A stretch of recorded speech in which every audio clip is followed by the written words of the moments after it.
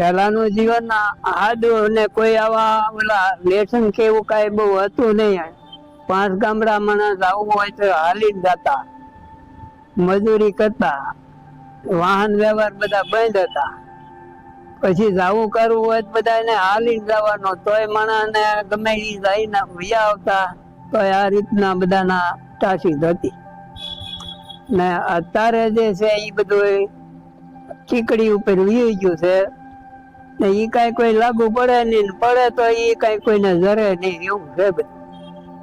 લોકો બધા ભાવિક એટલે માન પાન ને બધા વ્યવહારથી જાતા આવતા તો આશરો ધર્મ આપણે પૂછતા તો આમ સામે હેતેથી આમાં એકાબીજા ભાવથી મળતા ને આવીને બેહારતા, ભાવથી બોલાવતા, જે અન્ન પાણી હોય મીઠા રોટલા ખવડાવતા.